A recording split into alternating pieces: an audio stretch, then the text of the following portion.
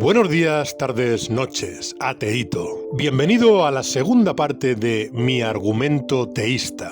En la primera parte empezamos a recorrer una escalera de 9 peldaños que nos conducirá a la irrefutable conclusión de que Dios existe. 9 peldaños de los cuales ya hemos pasado por 5, llegando a demostrar la existencia de un único ser incausado que es causa eficiente de la existencia de todo lo demás. Es decir, una única primera entidad que no ha sido creada por nada y que ha creado todo aquello que es distinto a ella. Pero por supuesto esto no implica haber demostrado que existe lo que solemos llamar Dios. Hasta aquí solo hemos inferido que hay una primera entidad incausada, causante de la existencia de todas las demás. Pero todavía hay que probar que se trate de una entidad personal, dotada de conciencia, de inteligencia y de voluntad, y que sea moralmente buena y extremadamente poderosa, como dije en la primera parte. Todas estas son características que comúnmente se atribuyen a lo que solemos llamar Dios. Y son además las características que me comprometí a demostrar al principio del vídeo anterior. Así que vamos a por ello. Para hacerlo empezaremos por el sexto peldaño: causación absoluta o causación restringida.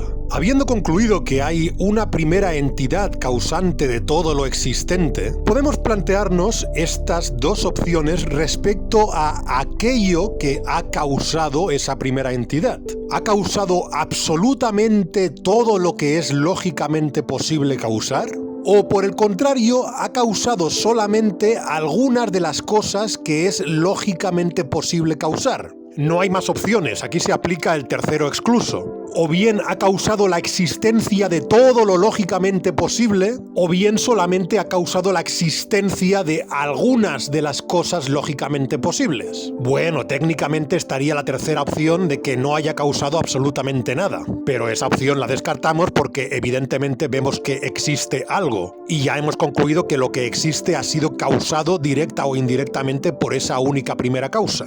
Así que solo tenemos estas dos opciones. Si optásemos por la opción roja, tendríamos una primera causa que lo causa absolutamente todo, es decir, todo aquello que sea lógicamente posible ha sido causado por esa primera causa.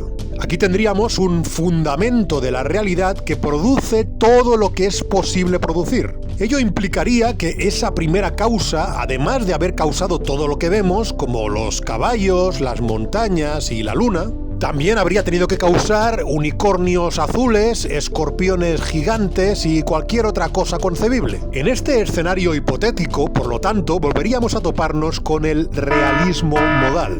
Es decir, volveríamos a estar abrazando la postura filosófica que ya hemos rechazado, según la cual todo lo lógicamente posible existe realmente. La única diferencia es que en el peldaño número 5 llegábamos al realismo modal partiendo de la hipótesis de que hubiera infinitas primeras causas y que éstas, aplicando el teorema del mono infinito, habrían dado lugar a todos los efectos posibles. Por otra parte, en este sexto peldaño llegamos al realismo modal partiendo de la hipótesis de que hay una primera causa, pero que esa primera causa ha causado todos los efectos posibles. Pero las implicaciones obviamente son las mismas. Volveríamos a tener los mismos problemas que ya explicamos en el peldaño anterior. El ateo tendría que abrazar un escepticismo radical porque tendría que aceptar que esa primera causa, como ha causado todo lo lógicamente posible, entonces ha causado infinitos cerebros de Boltzmann en todo tipo de circunstancias distintas, que por su configuración creen estar experimentando y recordando lo mismo que ese ateo cree experimentar y recordar. Así que el ateo que tome esta postura no podrá permitirse descartar razonablemente que él sea un cerebro de Boltzmann, en tanto que él ha admitido que el cerebro de Boltzmann, que está alucinando con ser él, es un cerebro de Boltzmann que realmente existe. Por ello, creo que, una vez más, lo razonable es rechazar la opción roja y quedarse con la azul. Quizás el ateo podría objetar que con este tipo de argumento estamos cayendo en una falacia ad consequentiam. Es decir, que simplemente estamos mostrando las implicaciones de posturas como el realismo modal y diciendo que como esas implicaciones son indeseables, entonces nos conviene rechazar cualquier creencia que nos lleve a abrazar el realismo modal. Pero quiero aclarar que no es eso lo que estamos haciendo aquí.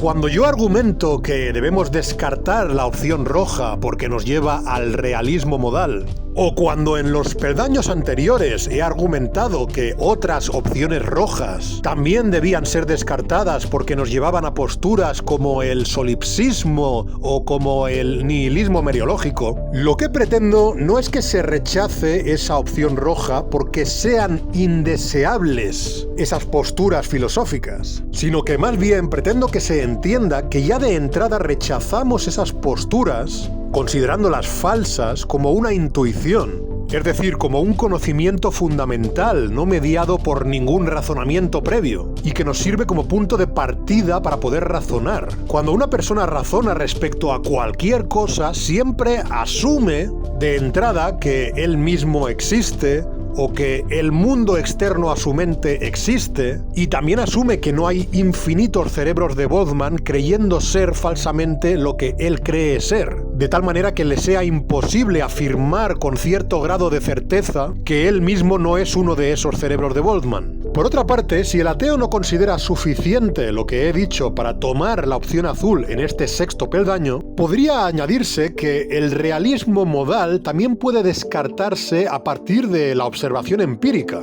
Porque, piénsalo bien, ateíto, si todo lo posible existiera, entonces deberíamos concluir que tendrían que existir muchos más escenarios absurdos que escenarios coherentes. Es decir, si todo lo que no implique contradicciones existe, entonces existe un mundo que ha sido exactamente idéntico al nuestro hasta este momento, pero en el que ahora mismo ha aparecido una gallina gigante que ha aplastado una ciudad. Si lo piensas bien, dentro del conjunto de todo lo lógicamente posible, hay muchos más escenarios absurdos en los que unas cosas no guardan ninguna coherencia con otras, que escenarios en los que unas cosas sí guardan coherencia con otras. De la misma manera que si te piden que continúes una frase ya empezada, hay muchas más maneras absurdas de continuarla que maneras que guarden una coherencia con lo escrito anteriormente. Porque si no estamos restringidos por la norma de la coherencia, tenemos mucha más libertad para que se den todo tipo de posibilidades.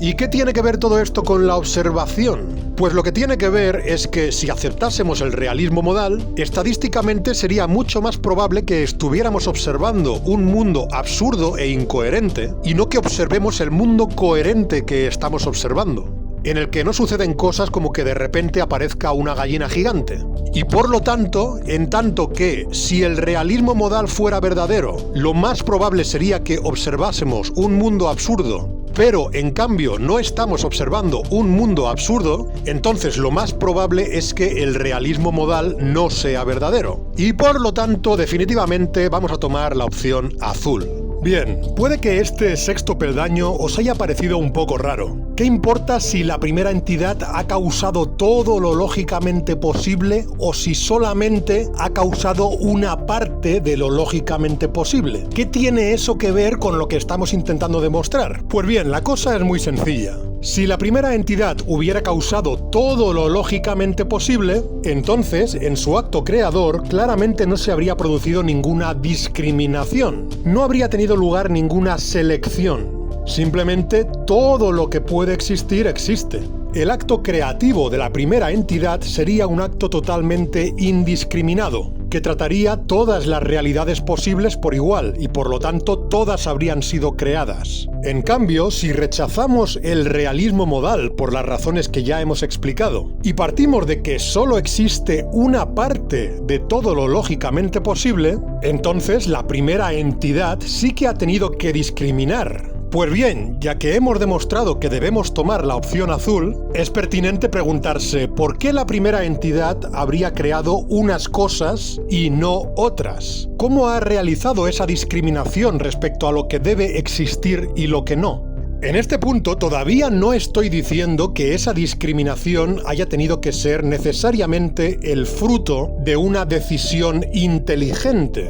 Por supuesto, el ateo podría defender que simplemente haya sido algo aleatorio, es decir, que esa primera entidad actúa de manera totalmente azarosa, y que el hecho de que haya causado unas cosas y no otras no obedece a ningún criterio. Pues esto es lo que nos lleva a la pregunta del séptimo peldaño. ¿La causación restringida de esa primera entidad es aleatoria o por el contrario tiene un sesgo? Bien, admitiendo que la primera causa no lo ha causado absolutamente todo y que, por lo tanto, ha causado unas cosas y no otras, tenemos estas dos opciones. Podemos optar por que haya sido totalmente azaroso el hecho de que haya causado unas cosas y no otras, esta sería la opción roja, o por el contrario decir que en la primera entidad hay un sesgo que la ha llevado a decantarse por crear unas cosas en lugar de otras. Y esta sería la opción azul. ¿Y qué argumentos tendría aquí el teísta para tomar la opción azul? ¿Por qué deberíamos pensar que hay un sesgo en la primera entidad a favor de crear ciertas cosas y no otras, en lugar de pensar que esa entidad actúa aleatoriamente? Pues bien, para empezar podemos fijarnos en algo que sin duda sabemos que existe y que por lo tanto ha sido causado directa o indirectamente por esa primera entidad. Sabemos que existe un universo que permite la vida. Si la primera entidad hubiera producido sus efectos de manera totalmente aleatoria, ¿sería probable o improbable que hubiera un universo que permitiera la vida? En principio, parece imposible calcular cuál era la probabilidad a priori de que se diera un universo que permitiese la vida partiendo de una primera entidad que puede causar aleatoriamente cualquier conjunto de cosas lógicamente posible. Habiendo descartado que esa primera entidad haya causado absolutamente todas las cosas lógicamente posibles, porque hemos descartado el realismo modal, y habiendo optado porque esa primera entidad solo ha causado una parte de lo lógicamente posible, ¿cómo podemos llegar a calcular lo probable o improbable que sea que esa entidad, dentro de todo lo que ha causado, haya causado un universo que permita la vida? En principio pueden concebirse infinitos universos lógicamente posibles. Y pueden concebirse también infinitos universos que permiten la vida. Pero ello no hace imposible estimar la probabilidad de que un universo aleatoriamente dado permita la vida. También son infinitos, por ejemplo, los números naturales, igual que son infinitos los números que son múltiplos de 73. Pero el hecho de que ambas categorías sean infinitas no nos impide constatar que si alguien dijera un número natural cualquiera al azar, sería muy poco probable que ese número sea casualmente múltiplo de 73. De hecho, si tomamos solo una muestra acotada de los números naturales, por ejemplo los que van desde el 1 hasta el 200, podemos constatar que en esa muestra acotada solamente hay dos números múltiplos de 73, y que los otros 198 números no lo son.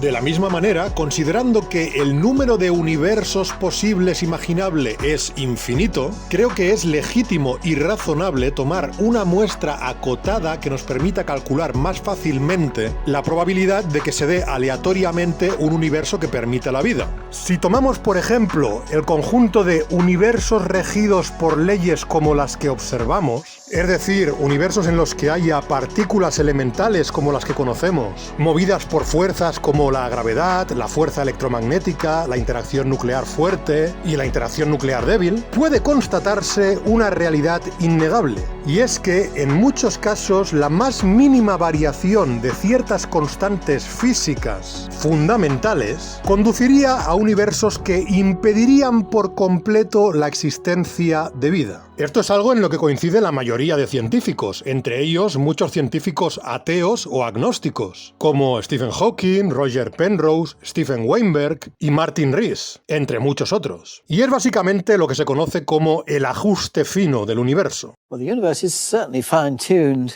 in the sense that the initial state of the universe was extraordinarily special. Now, there's fine-tuning in the origin of the universe, which has to do with the second law of thermodynamics. It has to have been extraordinarily precise, and in fact, it has to have been at least as precise as 1 part in 10 to the power 10 to the power 123. Now that's It's an a ridiculous extraordinary number. It's a ridiculous number, yes. No voy a entrar a hablar específicamente de los efectos que tendría variar cada una de las constantes físicas, porque ya lo han hecho muchos otros antes que yo y porque no quiero que este vídeo dure 7 horas. Creo que en este vídeo sería más interesante abordar las objeciones generales al argumento. Pero bueno, en todo caso podéis ver en pantalla una lista que contiene solamente algunas de las constantes finamente ajustadas según el astrónomo Martin Rees. Muchos de los que seguís este canal conocéis el argumento del ajuste fino, y conocéis las objeciones que suelen presentarse frente a él desde el bando ateo. En este vídeo me centraré en responder a muchas de esas objeciones ateas. Pero antes debo aclarar algo importante. Debe tenerse en cuenta que en este séptimo peldaño todavía no estoy defendiendo que el ajuste fino demuestre que la primera entidad es inteligente. Lo único que estoy defendiendo por el momento es que la primera entidad, en lugar de causar sus efectos de manera totalmente aleatoria, habría causado sus efectos con un sesgo, con una preferencia. Y en este caso estoy diciendo que ese sesgo parecería ser a favor de la creación de un universo que permita la vida. Es decir, la primera entidad estaba orientada hacia la vida, prefería la vida a la no vida. Y considerando que no ha creado todas las cosas posibles, parece ser que entre las cosas que sí que ha creado, se ha decantado a favor de crear un conjunto de cosas que contenga vida, en lugar de crear un conjunto de cosas que no contenga vida. Pues bien, frente al argumento del ajuste fino tal y como lo estoy planteando, el ateo podría oponer varias objeciones. Podría decir que esas constantes fundamentales de las que estamos hablando eran necesarias, es decir, que tenían que ser las que sabemos que son, y que por lo tanto nunca fue realmente posible que la primera entidad hubiera causado un universo con otras constantes en lugar de este. El ateo también podría sugerir que en caso de que las constantes no sean necesarias y que hubieran podido ser otras, quizás sea cierto que no existiría la vida tal y como la conocemos, pero que podría existir alguna otra forma de vida adaptada a esas otras constantes. En tercer lugar, el ateo también podría sugerir que quizás vivamos en lo que podríamos llamar un multiverso, en el que se habrían dado muchísimas otras combinaciones de constantes además de las que estamos observando, y que por lo tanto no tiene nada de sorprendente el hecho de que también se haya dado una combinación de constantes que permite la vida. Y en cuarto lugar, el ateo podría aplicar el principio antrópico para decir que no tiene sentido preguntarse por qué el universo permite que existamos. Y además, en cualquier caso, no tiene sentido hablar de probabilidades a posteriori. Pues bien, respecto a la primera objeción atea, el teísta puede responder que no es razonable pensar que las constantes sean necesarias por sí mismas, en tanto que a estas alturas del argumento ya hemos demostrado que solamente hay una única entidad necesaria por sí misma. Concretamente, en el quinto peldaño del argumento ya descartamos el pluralismo fundamental, optando por el monismo fundamental. Y desde el monismo fundamental no se puede defender que una pluralidad de constantes físicas distintas e independientes sean necesarias por sí mismas. Además, cabe añadir que no es que las constantes físicas sean propiamente entidades, no son sustancias, no son cosas, son más bien relaciones abstractas entre magnitudes relativas a las entidades. Así que lo razonable es pensar que las constantes, como relaciones abstractas que son entre cosas, son ontológicamente dependientes de esas cosas, de una pluralidad diversa de cosas. Por ejemplo, no tiene sentido hablar de la constante que nos indica la proporción que hay entre la fuerza electromagnética y la interacción nuclear fuerte si no hay partículas materiales con cargas eléctricas. En este caso, si no existen esas entidades que son las partículas materiales, no hay fuerzas ni relaciones entre fuerzas. Por lo tanto, las constantes físicas dependen ontológicamente de la existencia de una pluralidad de sustancias. Y ya hemos descartado que haya una pluralidad fundamental de sustancias. Por otra parte, también debo decir que si algún ateo aceptase el monismo fundamental, Tampoco tendría sentido que dijera que quizás la pluralidad de constantes físicas que conocemos pueda reducirse a una única constante física de la cual derivan matemáticamente todas las demás. Es cierto que muy probablemente todavía no sabemos cuántas constantes físicas independientes existen. Por ejemplo, el actual modelo estándar de la física de partículas tiene 25 parámetros ajustables libremente. Y no es descartable que la ciencia nos permita ir reduciendo ese número de constantes físicas a medida que vaya demostrando que algunos valores son realmente dependientes de las relaciones entre otros valores. Por ejemplo, la constante cosmológica puede parecer una constante fundamental totalmente independiente,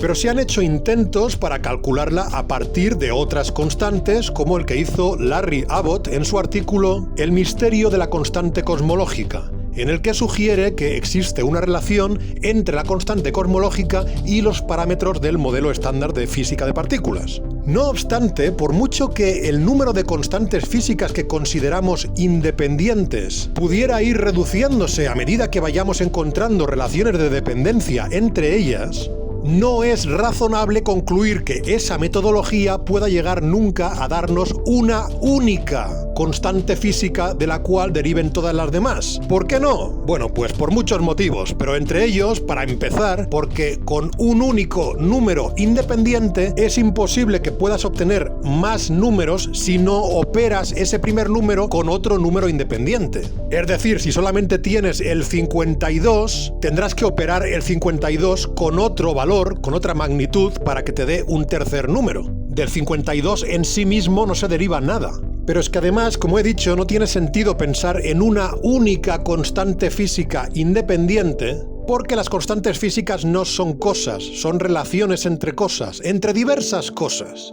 Y ya hemos demostrado que solamente hay una única cosa, una única sustancia independiente, causante de la existencia de todas las demás sustancias y por lo tanto también de las relaciones entre ellas. Y definitivamente podemos decir que las constantes físicas no son necesarias por sí mismas. Pero por supuesto, dentro de esta primera objeción atea, también podemos contemplar que las constantes sean necesarias como efecto determinísticamente causado por la única primera entidad.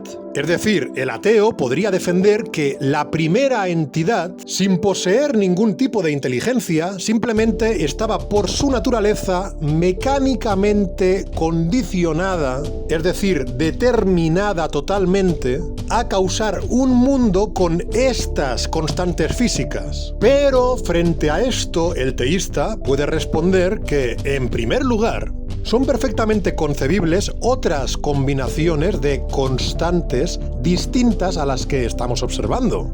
Y no solo se trata de que sean imaginables, sino de que incluso los físicos pueden presentar modelos coherentes de universos que funcionen con otras constantes físicas. De hecho, es así como demuestran que esos otros universos con esas otras constantes no serían aptos para la vida. Por supuesto, el ateo siempre puede decir que el hecho de que puedan concebirse o incluso teorizarse otras combinaciones de constantes físicas no implica necesariamente que esas otras constantes fueran realmente posibles, que pudieran realmente haberse dado. Pero frente a esto, yo considero que es razonable tomar la posibilidad epistémica como posibilidad ontológica mientras no se demuestre una imposibilidad. No digo que haya que hacerlo de manera apodíctica, pero sí digo que me parece una metodología razonable.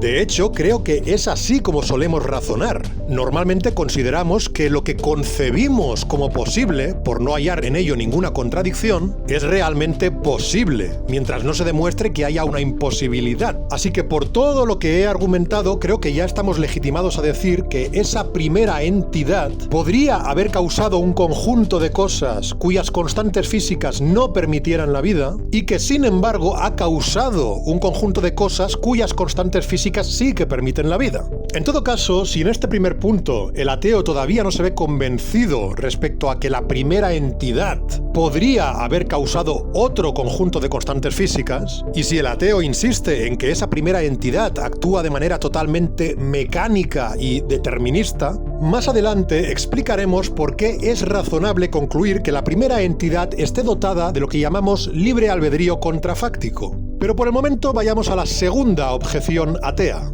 La objeción atea de que si las constantes físicas hubieran sido otras distintas, entonces la vida simplemente habría surgido adaptándose a esas otras condiciones, creo que es una objeción bastante débil. Para empezar, porque parece estar asumiendo que la vida puede surgir en cualesquiera condiciones, algo que de entrada contradice nuestra experiencia, en tanto que observamos muchos entornos en los que no ha surgido ni cabe esperar que surja vida de ningún tipo. Si partiéramos de que la vida puede darse en cualesquiera condiciones, entonces no tendría sentido que, por ejemplo, los exobiólogos busquen ciertas condiciones concretas cuando se preguntan si es más o menos probable que en un planeta haya vida. Partiendo de que la vida puede surgir en cualquier lugar con cualesquiera condiciones, podríamos esperar encontrar vida en el núcleo de una estrella, a millones de grados centígrados, o en entornos con temperaturas cercanas al cero absoluto, e incluso cabría esperar que la vida esté hecha de cualquier conjunto de elementos. No obstante, contrariamente a esto, los exobiólogos saben bien que hay ciertas condiciones que son convenientes o incluso necesarias para que surja la vida. Saben que de todos los elementos químicos de la tabla periódica es concretamente el carbono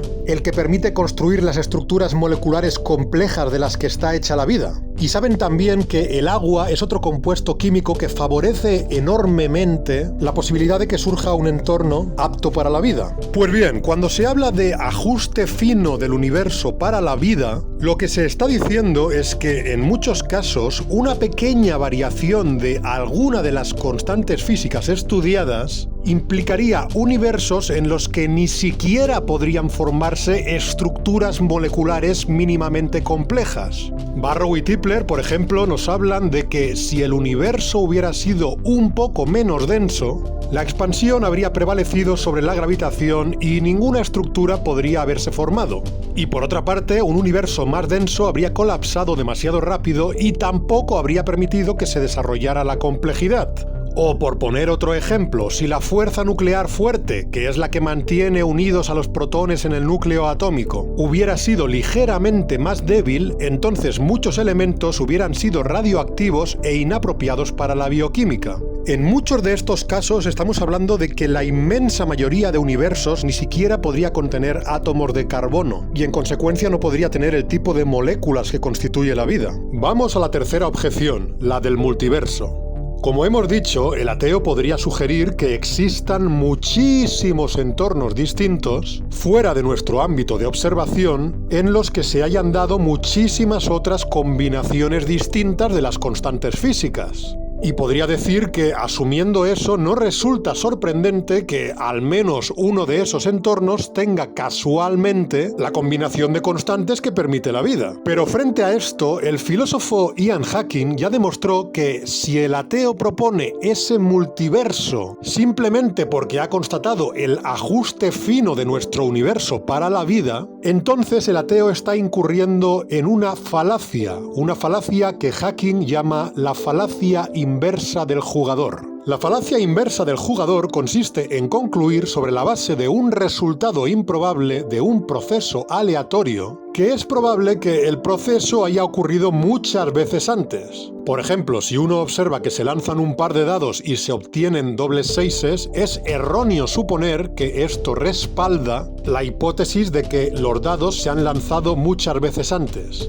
Y efectivamente, yo creo que no es razonable que simplemente por observar un fenómeno improbable se concluya que ese fenómeno debe haber ocurrido muchísimas veces. De hecho, esta clase de razonamiento nos llevaría a que no tengamos que buscarle explicación a ningún fenómeno que observemos, por más raro que sea. Si, por ejemplo, uno de mis gatos se pone a caminar por encima del teclado de mi ordenador y observo que ha escrito una novela con perfecta ortografía, podría decir que eso no tiene nada de sorprendente, porque quizás haya millones y millones y millones de universos en los que haya millones y millones y millones de gatos caminando sobre teclados, de tal manera que sea esperable que por lo menos en uno de ellos el gato haya escrito una novela. Y estoy seguro de que ninguno de vosotros aceptaría esto como explicación. Ningún ateo aceptaría que cualquier fenómeno inusual pueda explicarse simplemente apelando a que hay millones de universos y a que simplemente ha tocado que estemos en el universo en el que se ha dado la cosa inusual.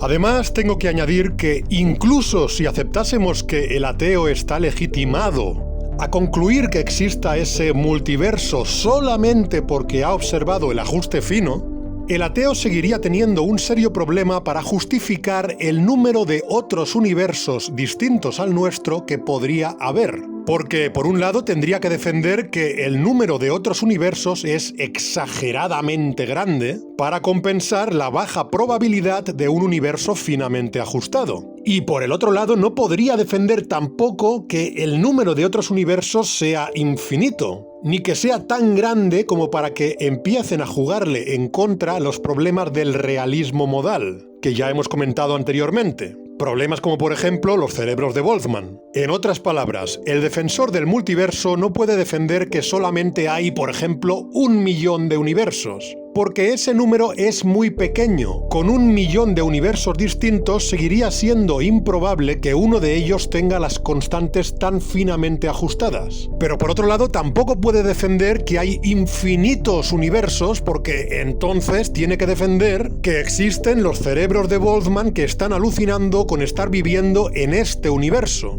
Igual que también tendría que defender que existe el universo de Harry Potter o que existen universos en los que un ser muy parecido al Dios de la Biblia existe. Todo ello aplicando el teorema del mono infinito al que ya hemos hecho referencia. Entonces el ateo tendría que quedarse en un complicado terreno intermedio en el que haya los suficientes universos como para que sea probable que uno de ellos esté finamente ajustado, pero que tampoco haya tantos universos como para que haya cerebros de Boltzmann o universos en los que existe un ser como el Dios de la Biblia.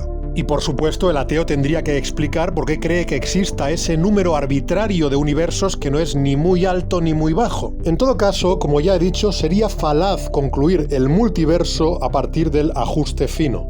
Sería una falacia inversa del jugador, como bien señala Ian Hacking o como también señala Philip Goff, que por cierto es un filósofo agnóstico. Y por último debemos contemplar la cuarta objeción atea, consistente en decir que incluso si aceptásemos que las constantes son contingentes y que por lo tanto podrían haber sido otras, y además aceptásemos que la inmensa mayoría de otros universos posibles no permitirían la vida de ningún tipo, y además rechazásemos el multiverso como respuesta, aceptando por lo tanto que se ha dado el caso altísimamente improbable de que exista uno de los poquísimos universos posibles que permiten la vida, quizás aún así podríamos insistir en que este seguiría sin ser un fenómeno sorprendente, que exija una explicación. Esta es la objeción que defenderían muchos ateos apelando al principio antrópico. En palabras de Stephen Hawking, simplemente vemos el universo en la forma en la que es porque nosotros existimos.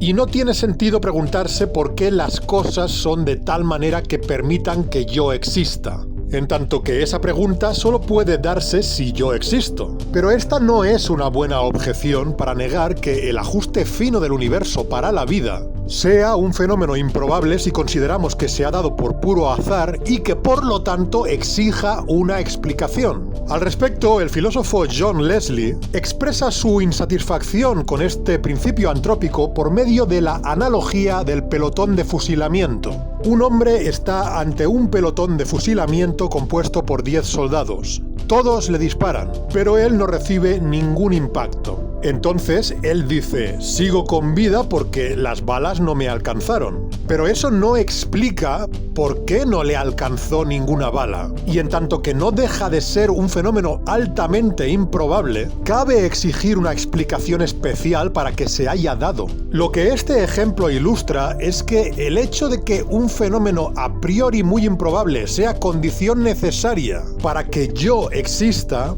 no hace que deje de ser razonable exigir una explicación para que ese fenómeno a priori muy improbable se haya dado cuando lo que cabría esperar es que no se hubiera dado. Frente a esto, el ateo podría responder aquí que hay muchos fenómenos a priori improbables que se dan constantemente y que señalar a posteriori esos fenómenos no tiene sentido. Por ejemplo, el ateo podría emplear la famosa anécdota del físico Richard Feynman que, al entrar en una conferencia, dijo: ¿saben una cosa? Esta noche me ha ocurrido algo de lo más asombroso. Venía hacia aquí de camino a la conferencia y crucé por en medio del aparcamiento. Y no se van a creer lo que sucedió. Vi un coche con la matrícula ARW 357. ¿Se imaginan? De todos los millones de matrículas que hay en todo el estado, ¿qué probabilidades había de que yo viera esa en particular esta noche? Es increíble. Bien, obviamente Feynman decía esto de manera irónica,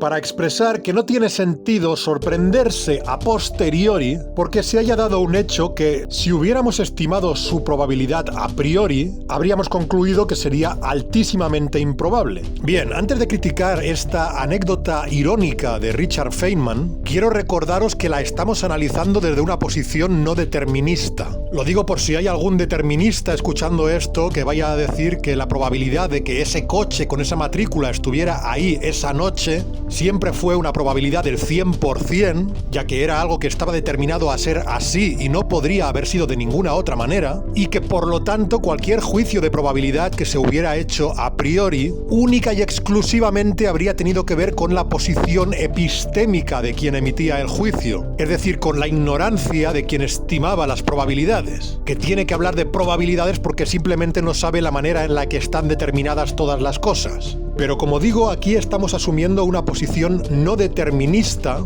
y por lo tanto asumimos que es una realidad el hecho de que podría haberse dado otro escenario alternativo al que se ha dado, y que por lo tanto cabe hablar de probabilidades a un nivel ontológico. Y mi crítica a la anécdota de Feynman es que la matrícula ARW 357 no es objetivamente significativa. Es una matrícula como cualquier otra, por eso no requiere de ninguna explicación especial. Para que se entienda el problema, supongamos que las matrículas de los coches estuvieran compuestas por 14 letras, que se hayan ido asignando de manera aleatoria o en todo caso sin ningún criterio especial. Y supongamos que Feynman hubiera visto una matrícula con estas letras justo antes de entrar en la conferencia. Feynman podría haber seguido contando su chiste, ironizando respecto a lo improbable que era encontrarse con esta combinación de letras concreta. Pero como digo, es una combinación como cualquier otra, no es objetivamente significativa. En cambio, si Feynman hubiera encontrado una matrícula que tuviera estas letras, es decir, las palabras Richard Feynman, precisamente esa noche en la entrada de ese local en el que él va a dar una conferencia, eso sí que habría sido objetivamente significativo. Por puro azar, había las mismas probabilidades de que se encontrase con esta matrícula que de que se encontrase con esta otra matrícula. Pero en el caso de que se hubiera encontrado con esta matrícula, no tendría mucho sentido que asumiera que se trate de mero azar. Y sí tendría sentido que tratase de buscar una explicación especial,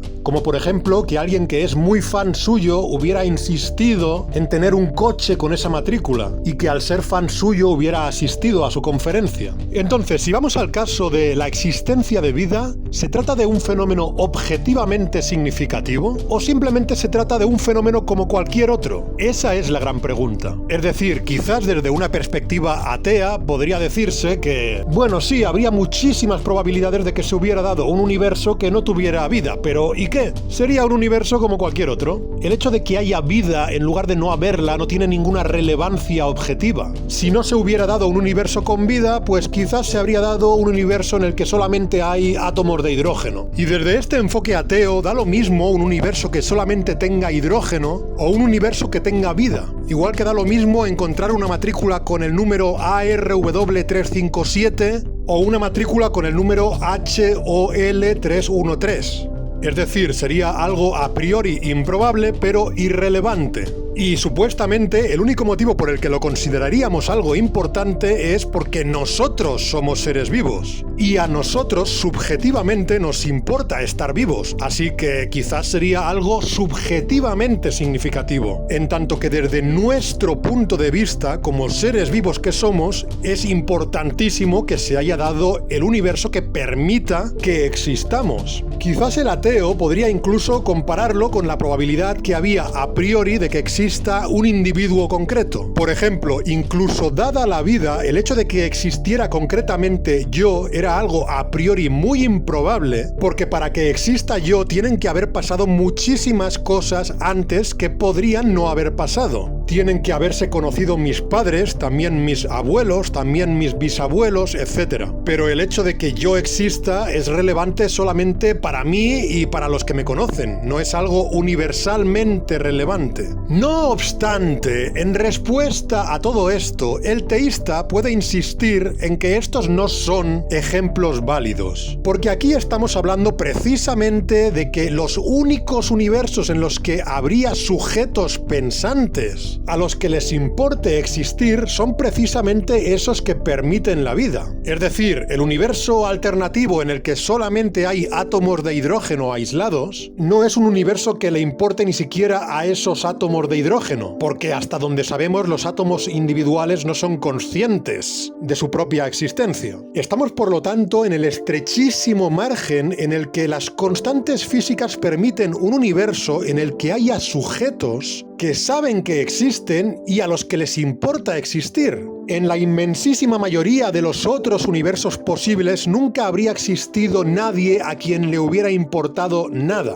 Así que creo que sí puede defenderse que es objetivamente significativo el hecho de que se haya dado uno de los poquísimos universos con entidades capaces de saber que están en un universo. Y esta última reflexión nos llevará al siguiente peldaño del argumento, en el que defenderé que la primera entidad ha causado este universo que permite la vida con la finalidad de crear algo que es objetivamente bueno, porque voy a defender que la vida es objetivamente valiosa. Vayamos por lo tanto al octavo peldaño. Habiendo concluido que la primera entidad estaba orientada a causar un universo con vida, la pregunta sería, ¿ese sesgo que tenía la primera entidad era axiológico o no axiológico? Lo que estoy preguntando es si ese sesgo está basado en aquello que es bueno, en aquello que es objetivamente valioso. Es decir, que la primera entidad causó un universo con vida precisamente porque ese tipo de universo es más valioso, objetivamente hablando, que un universo en el que no haya vida.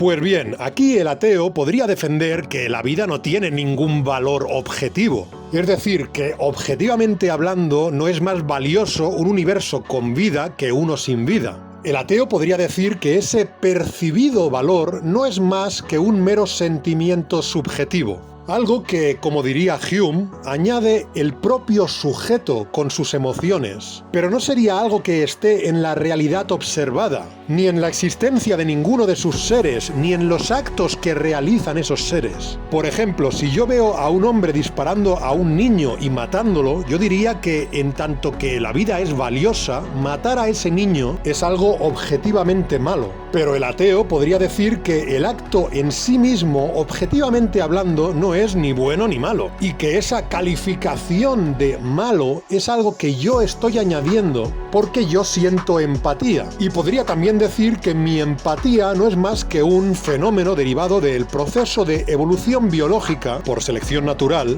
del que yo he surgido, porque la empatía habría dado lugar a comportamientos que habrían contribuido a la supervivencia y reproducción de mi especie, y en consecuencia la selección natural habría favorecido la empatía. ¿Qué podría responder el teísta frente a un ateo que defienda esta teoría moral tan subjetivista? Pues bien, volvamos al ejemplo del hombre matando al niño. Supongamos que yo percibo mediante mis sentidos a un hombre matando a un niño, y que yo también percibo que eso que está sucediendo es algo malo. Si el ateo dice que eso que percibo no es realmente malo de manera objetiva en sí mismo, y que simplemente experimento esa supuesta maldad por un sentimiento que está en mí, porque yo soy el resultado de la selección natural, y la selección natural favorece que yo, por mi empatía, perciba esa sensación de maldad ante ese tipo de acto, entonces, aplicando ese mismo razonamiento, también podríamos decir que el hecho de que ese hombre está matando a ese niño, quizás tampoco sea un acontecimiento que objetivamente esté sucediendo.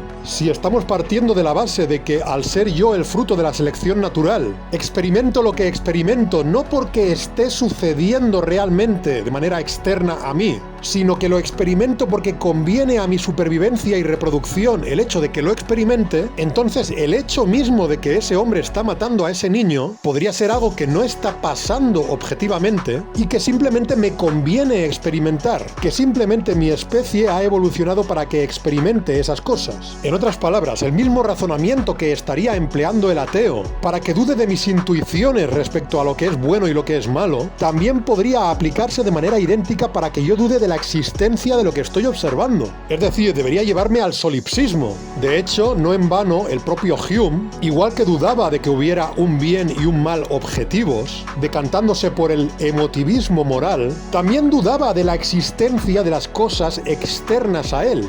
De ahí su negación de la sustancia. Él decía que él solo tenía impresiones de las cosas, pero que esas impresiones no podían llevarle a concluir que estaba observando sustancias verdaderamente existentes fuera de él. Así que, como muchos ateos no estaréis dispuestos a caer en el solipsismo, y consideráis que vuestros sentidos os informan de una realidad objetiva externa a vosotros, también deberíais considerar que vuestras intuiciones morales os informan de un valor objetivo en las cosas que observáis, y que por eso percibís el mal cuando se destruye algo que tiene valor objetivo. La vida, por lo tanto, tal y como nos indican nuestras intuiciones morales, tiene valor objetivo. Y la primera entidad, tal y como hemos demostrado, ha optado por crear un universo con vida. Es decir, un universo con algo que tiene valor objetivo. Así que es razonable concluir que ese sea el motivo por el que ha creado este universo, y no uno de los muchísimos universos posibles que no contendría ningún tipo de vida.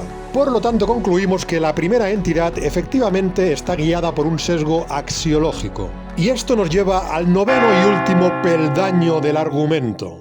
¿Ese sesgo axiológico es mental o no mental? Por supuesto, aquí nos estamos preguntando por la naturaleza última de esa primera entidad. ¿Es una mente o no es una mente? Y yo voy a demostrar que es una mente en base a dos potentes argumentos. En primer lugar, defenderé que la primera entidad es inteligente, lo cual es propio de una mente. Y en segundo lugar, demostraré que la primera entidad es una sustancia inmaterial que está dotada de poder causal respecto al mundo material, lo cual, mediante un argumento de semejanza que el ateo no va a poder rechazar, me permitirá concluir que sin duda se trata de una mente. Los dos argumentos son caminos independientes el uno del otro, de tal manera que si uno de los dos fallase, ello no implicaría que el otro no siga siendo válido. En primer lugar, vayamos al argumento de la inteligencia. ¿Qué tipo de observaciones nos permiten concluir que una entidad determinada está dotada de algún grado de inteligencia? Se me ocurren dos ejemplos muy claros en los que consideramos que es legítimo extraer esa conclusión. Uno de esos ejemplos es el de la búsqueda de inteligencia extraterrestre y los criterios que los científicos parecen considerar razonables para juzgar que, por ejemplo, una señal de radio provenga de una fuente inteligente. El astrónomo, astrofísico y astrobiólogo Carl Sagan, uno de los principales promotores del proyecto SETI para la búsqueda de inteligencia extraterrestre, ayudó a escribir el famoso mensaje de Arecibo, que podéis ver en pantalla, y lo hizo asumiendo que si una civilización extraterrestre lo recibiera, entendería que estaba viendo un mensaje creado por una inteligencia. Es un mensaje de 1679 bits y este número exacto de bits fue elegido porque es el producto de dos números primos. De tal manera que si se organizan los datos en forma de cuadrilátero, este solo se pueda descomponer en 23 filas y 73 columnas o 23 columnas y 73 filas. Y al organizarse de tal modo se observa un dibujo que es claramente no aleatorio. Un dibujo que parece representar formas coherentes. Y ello indica que hay una finalidad al enviar esos 1679 bits ordenando los unos y los ceros de esa manera concreta.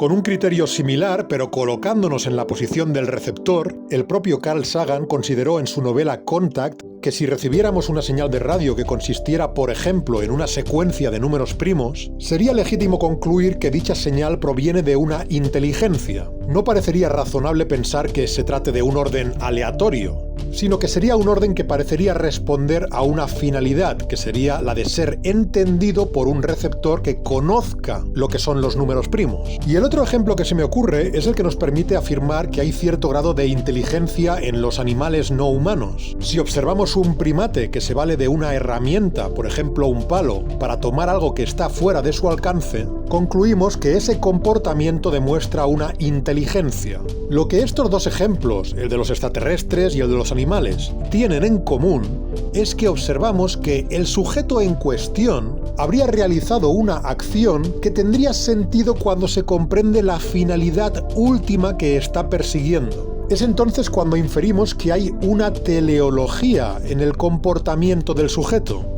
Detectamos inteligencia en una entidad cuando esa entidad realiza una acción que parezca tener sentido cuando se comprende cuál era el fin que pretendía alcanzar. Es eso lo que nos indica que esa finalidad estuvo siempre en la mente del sujeto y que por ello las acciones que realizaba eran pasos intermedios para conseguirla. Pues bien, eso es precisamente lo que nos encontramos en el caso del ajuste fino de las constantes.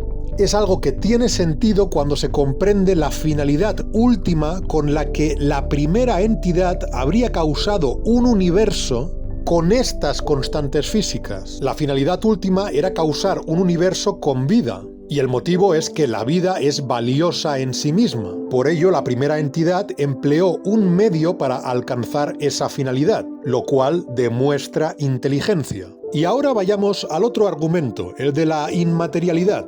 Hay muchos argumentos mediante los que los filósofos teístas tratan de demostrar que la primera entidad no es material. Por ejemplo, William Lane Craig parte de haber demostrado supuestamente que la causa del universo ha causado toda la materia existente. Así que, por lógica, ella misma no puede estar hecha de materia. Por otro lado, Santo Tomás de Aquino da argumentos algo más complejos en el artículo primero de la cuestión tercera de la Suma Teológica. Por ejemplo, nos dice que la primera entidad es un motor inmóvil, según la primera vía, y que la materia no parece poder mover algo sin moverse ella misma. Y además la materia es divisible mientras la primera entidad sería indivisible. Así que concluye que la primera entidad no es material. Estos argumentos me parecen algo problemáticos por razones que no puedo explicar aquí, pero sí que hay un argumento que podría encajar con la línea argumental que he estado defendiendo. En el quinto peldaño ya hemos demostrado que toda la materia que observamos es causada ex nihilo, y no me refiero solo a los cuerpos materiales compuestos, también lo serían las propias partículas elementales. Así que, por lo tanto, podemos defender que la materia es algo que por su naturaleza es contingente y que solamente existe de manera causada. En cambio, hay verdades puramente conceptuales que se nos presentan intuitivamente como eternas, es decir, como algo que sería verdad incluso en el supuesto de que no hubiera cuerpos materiales. Me refiero a verdades abstractas como el hecho de que en un plano y en un triángulo rectángulo la suma del cuadrado de los catetos sería igual al cuadrado de la hipotenusa. Esta no es una verdad que dependa de que exista materia. Se nos presenta como algo lógico que sería verdad de manera eterna y en cualquier circunstancia. Parecería, por lo tanto, que si hay algo incausado, como lo sería la primera entidad, se trate de algo inmaterial, pues como ya vimos en el quinto peldaño, todo lo material se nos presenta como algo contingente y causado ex nihilo, a diferencia de esas verdades conceptuales que serían inmateriales. Pues bien, si admitimos que la primera causa es inmaterial, ¿cómo podría ello llevarnos a concluir que se trate de una mente? En primer lugar, porque la mente es algo inmaterial. Todo ateo que admita que su propia mente es algo que existe, admitirá que ese algo ha existido de manera ininterrumpida desde su nacimiento, a pesar de que es muy probable que ninguna de las partículas materiales que compone su cuerpo físico sigan siendo las mismas que componían su cuerpo en el momento de su nacimiento. Esto implica lógicamente que hay algo que ha permanecido en la persona de manera ininterrumpida y que ese algo no es ni puede ser la materia. Además, parece evidente que el evento físico de que se produzca, por ejemplo, una sinapsis en las neuronas de un cerebro no es lo mismo que el hecho de que en la mente subjetiva de ese cerebro aparezca el color rojo. De hecho, una persona que haya vivido toda su vida en una habitación en blanco y negro sin ver nunca el color rojo, podría dedicarse a estudiar a fondo las reacciones químicas que se producen en un cerebro que experimenta el color rojo y seguiría sin entender qué se siente al experimentarlo. El fenómeno físico y su correspondiente mental, por lo tanto, son dos cosas diferenciables, y de ello se infiere que tienen que ser dos cosas distintas. Por supuesto, el ateo podría conceder esto, podría conceder que la mente es algo distinto a la materia del cerebro, y que la mente en efecto no es algo material, es decir, que las ideas, los pensamientos, las sensaciones, etc., no son materia. Pero el ateo también podría decir que aunque la mente no sea material, tampoco tiene efectos sobre la materia. Podría decir que la mente es un mero epifenómeno derivado de la actividad material del cerebro y que carece en sí misma de poder causal. En otras palabras, el ateo podría intentar defender que tu pensamiento, como sustancia inmaterial que es, no puede causar nada en el mundo físico. Esto es lo que defiende el epifenomenalismo. No obstante, el ateo que defendiera algo así tendría que aceptar, en primer lugar, que su propia mente no tiene ningún tipo de control sobre las acciones que realiza. Así que debería admitir que está atrapado en un cuerpo que se mueve mecánicamente sin que él tenga la capacidad real de hacer nada para dirigirlo. Y por otra parte, algo peor aún, el ateo que defendiera que la mente no tiene ningún poder causal tendría que enfrentarse al famoso argumento de Alvin Plantinga, que demuestra que esa postura epifenomenalista, combinada con la idea de que somos el fruto de la evolución, nos conduce necesariamente a no poder confiar en nuestras facultades cognitivas, ni siquiera en las que nos han llevado a esas conclusiones, así que es una postura que se destruye a sí misma. Si mi mente no tiene ningún efecto sobre lo que hace mi cuerpo físico, entonces lo que mi mente cree respecto al mundo es totalmente irrelevante a efectos de supervivencia y reproducción. Ello implica que el ateo epifenomenalista y evolucionista, al tratar la mente como un mero epifenómeno y negarle ese poder causal respecto a la materia, tiene que desconfiar enormemente de sus facultades cognitivas. Su mente no ha evolucionado para conocer nada porque da igual lo que conozca. Por último, cabe añadir que el ateo también podría objetar que incluso si acepta que la mente es inmaterial y que además tiene poder causal sobre lo material, como hemos demostrado, las mentes que conocemos son dependientes de la materia para existir. Pero se le podría replicar que ello no implica que todas las mentes que existan sean dependientes de la materia.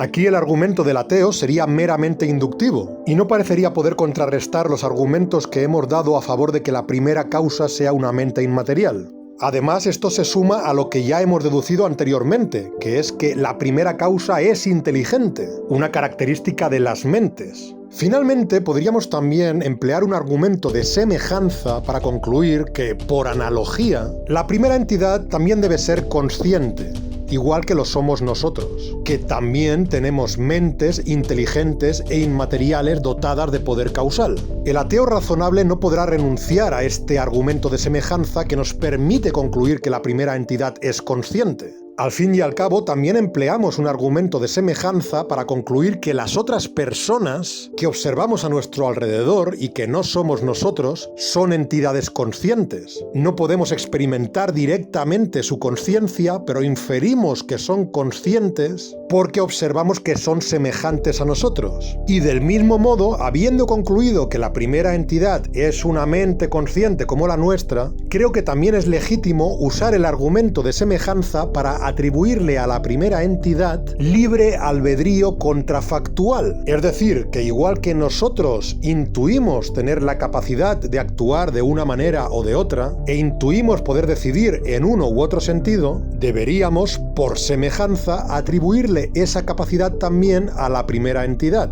Por supuesto, el ateo podría negar que nosotros mismos tengamos libre albedrío, de tal manera que incluso aceptando que el argumento de semejanza fuera legítimo, ya no podría atribuírsele libre albedrío a la primera entidad, pero entonces el ateo tendría que lidiar con las consecuencias de negar su propio libre albedrío. Ello implicaría negar que los sujetos conscientes como él tengan verdadera responsabilidad moral. Si no tenemos libre albedrío, entonces no hay diferencia en términos morales entre un hombre que mate accidentalmente a un niño cayendo sobre él y un hombre que tome un arma con su mano y la use para matar al niño. En ambos casos estaríamos hablando de sujetos conscientes que son meros esclavos de una cadena física de acontecimientos y que no pueden hacer nada para que los resultados sean distintos. Por otra parte, si el determinismo fuera cierto y las cosas solo pudieran suceder como han sucedido, entonces parecería bastante extraño el hecho de que podamos concebir escenarios alternativos a los que se han dado. En un mundo en el que las cosas solo pueden suceder de una manera, ¿por qué habría sujetos dotados de la capacidad de concebir que las cosas sean de otra manera distinta? ¿Acaso no es legítimo tomar esa capacidad que tenemos para concebir escenarios alternativos como una intuición que nos indica precisamente que esas son alternativas reales y que tenemos la capacidad real de optar por ellas? Pues bien, por todo lo que he dicho, creo que lo razonable es abrazar nuestra intuición de que tenemos libre albedrío y que, en consecuencia, por semejanza, es válido concluir que la primera entidad, siendo una mente consciente e inteligente, también lo tiene. Y finalmente llegamos a la conclusión definitiva del argumento. Hemos demostrado lo que dijimos al principio del primer vídeo que íbamos a demostrar. Hemos demostrado que existe un único ser incausado y que éste ha causado la existencia de todo lo demás. Y hemos demostrado que es una mente consciente e inteligente. También hemos demostrado que es enormemente poderosa, no solo porque ha causado la existencia de todo lo que existe, sino porque además, teniendo libre albedrío, es legítimo concluir que podría haber causado otras cosas si así lo hubiera decidido. Y además hemos demostrado que es objetivamente buena, porque hemos demostrado que la vida tiene un valor objetivo, la vida es algo objetivamente bueno, y la primera entidad habría decidido causar de entre todos los universos posibles un universo que contenga vida. Pues bien, este ha sido mi argumento teísta. ¿Me convence a mí mi argumento teísta? No. Pero no voy a ser yo quien explique en qué puntos falla el argumento. Ese es vuestro trabajo, así que estaré muy interesado en leer todos vuestros comentarios. Espero que os haya gustado el vídeo, nada más que decir y hasta la próxima.